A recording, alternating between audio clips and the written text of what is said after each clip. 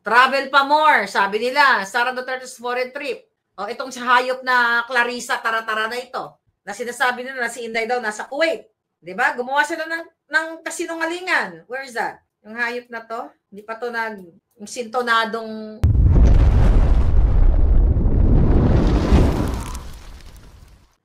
attack dog ng mga bangag. Where is that? Ito. Sabi niya na gumagawa ang kwento, no? Ang Office of the President, PCO, ay gumagawa ng kwento na sinabi daw natin na siya ay nagbiyahe sa Kuwait. Kuwait.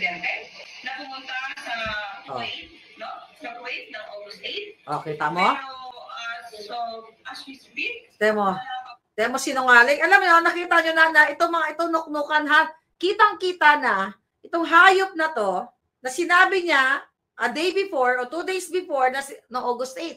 Yeah. Na nagbiyahe daw si Inday Sara, sinabi niya sa unang interview sa kanyang press con. Okay. Ulit. Niya na gumagawa ang kwento, no? Ang Office of the President, PCO, ay gumagawa ng kwento na sinabi daw natin na siya ay nagbiyahe sa Kuwait. Ang Vice Presidente na pumunta sa Kuwait. Okay, tama? Sa Kuwait ng August 8. Pero, so, as we speak, wala pa pong na-i-air na request for travel authority ang Vice Presidente. Kasi siya ng negative sa Office of the President, kasi sabi niya magawa kami ng kwento. Definitely, wala tayong binanggit na siya nag-travel sa Kuwait. Yan, di ba? Sobrang kasinungalingan itong babaeng ito. Actually, nakakatawa. Tapos, may mukha pa silang ihaharap. Fake news talaga. Nas tayo pagbibintangan. Kitang-kita nyo. August 8, pumunta si Sara sa Kuwait na walang travel authority. Tapos nung nabuking, nagsabi si Inday. Ano ba sabi ni Inday dito? Hindi ko nabasa. Ano sabi ni Vice President Sara? Ito. Actually, August 9 itong balita. Ang sabi dito, the title travel for more Sara Duterte. Siyempre, sisirain na si Inday. Yan ang kanilang headline. Malacanang will still issue, what's this? Travel authority to Vice President Sara Duterte should she decide to travel abroad again. Sabi dito ni Castro, ni fake news queen. Castro made a statement after Duterte accused the palace of gumagawa ng kwento over her trips. Sabi nga ni Inday, gumagawa ng kwento. Following claims from the official that she had received word of the Vice President's plans to visit Kuwait this August after her recent trip to the Netherlands. Bakit naman hindi mag-issue ng travel authority? Tapos may mga ganito siyang drama ngayon. Muli sabihin natin, kapag hindi yan na-issue ng travel authority, gagawa na naman ng kwento, sasabihin, diktador ang pamahalaang ito. August 8 ito sinabi. Hindi po natin alam, walang kwenta. Walang kwenta mga mga palangga. Sobrang nuknukan ng kasinungaling. Tignan pa natin yung kasinungalingan nila. Di ba? Hindi talaga titigil to. Impeachment versus Inday. Posibleng ihahain sa February na naman, sa Pebrero. Well, hindi na bago yan. Kaya sabi ko sa inyo, bago pa yan magpal ng impeachment, dapat si Marcos Jr. na ang i-impeach ninyo. Dahil siya lahat ang may pakana nitong kahirapan sa buhay. Nuknuka na sinungaling itong si Castro, tagapagsalita nila. Kitang-kita sa video. Wala daw binanggit. Huling-huli na, ititwist pa. Huling-huli na ang mga solisitista at mga alpotista, ititwist pa nila, ibabalik nila si Marlica. Huwag kayo magtiwala kay Marlica, supporter yan ni Marcos. Ayan, may picture sila ni Lisa Canas, huwag kayo magpaniwala yan, Marcos pa rin yan. Mga ulul. Tanga na lang ang naniniwala dito sa team alpotista at team bugaw. Ganon kayo gagawin. Alpotista, bugaw, iisa lang yan, ano? Pareho lang silang nagbebenta ng laman. Laman sa laman, di ba? Bumibikaka ang mga ang mga kabigaan. Na sinabi ni Inday, there's no truth at all na pumunta siya sa Kuwait without travel authority. Nakikita naman yan by record. Kaya lang kasi, inuuna nila ang fake news. Very bangag Alpotera Dilawan style. Ngayon, si Maharlika na never nagpatinag sa mga ito. Imagine mo, Maharlika versus all the Alpotista. All the bangag. Nakita nyo, lahat ng bangag na vloggers, kung ano-ano mga kasinungalingang fake news, nagtagumpay ba sila? Kailangan mo nila akong gurgurin bago sila magtagumpay. Pero gayon pa siguro, baka sa susunod at na-purchase ko na yung AR-15. I hope ba? I just don't know. Hindi ko pa alam kung yan ba ay allowed na bitbitin ko sa sasakyan ko. Pero nag-enjoy ako dun sa AR-15 palangga. Damn. Dapat nagsundalo ako nasa infantry ako. Ano ba tawag doon yung first line of defense ba yon? Yung pag-army ka, ikaw yung unang-una dahil ikaw yung warrior talaga. Gusto ko dun eh. Para magurgur lahat ng mga kalaban ng bayan. AR-15. O baka naman may AR-15 kayo dyan? Meron ba dahil? O baka naman. Yes, then Scorpio. Nakita niyo ba yon?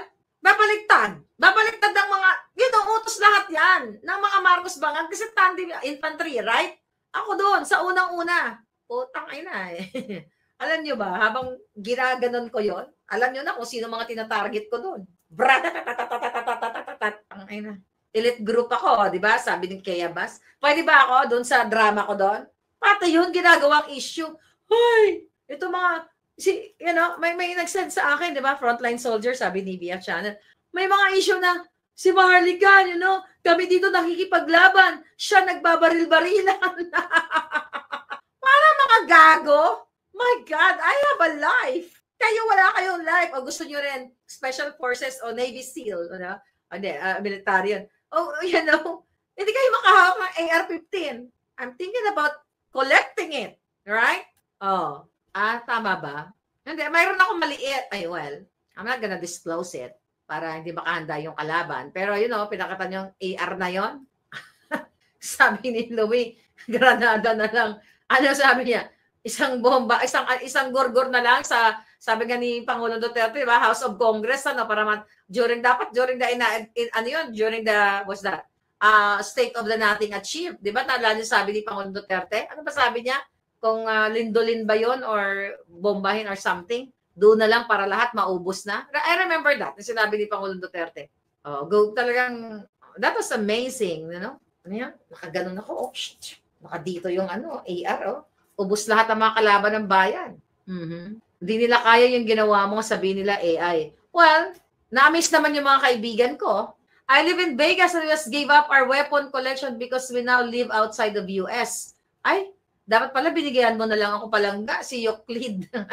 Dapat na lang pala, dapat may-message mo ako kung pwede ko lang manahin sa'yo yun. Corey Harris, this VP Sara, open both your heart and mind. Pinapaikot ka lang talaga ni Aimee. May diskarte yan si Inday. Hayaan lang natin siya. Tignan natin kung kailan ang yung diskarte niya. Sylvia Hidalgo. Yes, thank you palangga. Yeah. Magdadala talaga ako. But nag-enjoy ako. Halos ubusin ko yung ratatatat doon. Basta ang galing. Teka lang, ano pa mga eksena natin dito? Yung tungkol dito, puro panggagago nila kay, boto ng Senado sa impeachment ni Vice President Sara, kontra administrasyong bangag. Itong si Castro, dito pinagpapaniwalaan. Tignan niyo mga nangyayari. Mag-iina, pinagbabarel sa isang karinderya sa Laguna. 11 months old na sanggol, namatay. Ano pa to? Vice President Sara nais humingi ng kopya ng mga ebidensya sa impeachment niya. Hindi siya binigyan eh.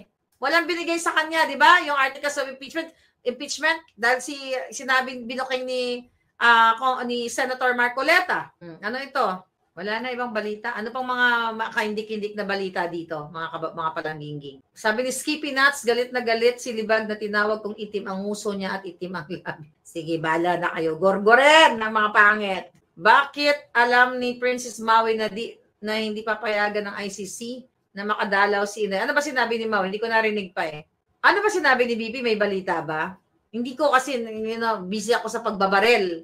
Busy ako sa kaka-AR-15 ko. Hindi ko alam pa. Pero parang nabasa ko lang na sinasabi ni Inday na wala nga daw dumating na papers sa kapag-cancel nitong visiting ni Hanilet. Yun ang nabasa ko. Sabi nila, kamusta po si Ma'am Cathy? She's fine. She's busy. Sabi ni Life OS, sabi mismo ba si Cathy? Sabi ni Tessie Reyes, sige, umpisahan na yan. Si Vice Caballo na yan, mayabang. Si Bangag ang umpisahan nyo. Huwag yung si Vice Ganda. Walang bilang yan, mga palangga. Wala yan. Hanggang ngak-ngak lang yan. Hinayupak na yan. Nabasa ko to. Sherwin Laude. Balita sa Ibahay, Aklan. Vice Mayor binaril sa opisina niya ng isang SB. Ano yung SB? What is SB? Sangguni, I don't know. What is SB, Sherwin? Anong yung yan? Ibig sabihin yan. Laban lang, sabi ni Yves Lee or Yves Lee. Okay? Yung pambansang kabayo, oo nga. Board member. SB daw eh. Paano naging board member yung SB? Ano ibig sabihin ng SB? Kung board member. So anyway, yun, Sangguniang Bayan. Okay. Thank you, Herbert. Aray ko. So, okay. Palaos na si Vice Caballo, sabi ni Luz E. Okay? Hindi na po kami nakikinig ng mga news. Ikaw na lang pakinggan namin, sabi ni Tito Mar. Thank you, Palangga. Board member. Okay, fine. I have to, hindi pa kasi ako nag-check ng mga, ng tungkol kay Maui. Kaya kausapin ko si Maui, Ruth Yoshinoba. Okay? Mafia kasi ang gobyerno. Pati dito sa Paris, France. Close swab na sa likod niyan. Sabi ni Amelia. Okay? Si Babalu, Ulumbas nag-rally sa dismissal archive ni VP. Sinong Babalu? Yung yung anak ng ng Aquino, yung ano ba yon? Naku, wag na natin pangalanan yon. Yung pamangkin ni Noy Noy. Mukhang pumuporma-porma na naman sila sa kali. Nagpapakilala yung mga yan, magra-rally-rally. Then lolokohin na naman kayo, tatakbo sa next election. Well, kahit naman di sila botohin, nandiyan naman si Lisa Panas, si Renato Reyes. Ay, Channel 167, how are you, Palangga? Yung mga remnants, kumbaga, mga remnants ng mga pamilyang Aquino, ayan, nasa na ngayon, nasa nagrarally-rally na naman. Mukhang may saltik din yun, yung nagrally doon. Hindi ko alam kung kaninong anak yun. Basta pamangkin ni Noy Noy, ganon. Impit, si Sara, nye, gumaganon, parang may may something.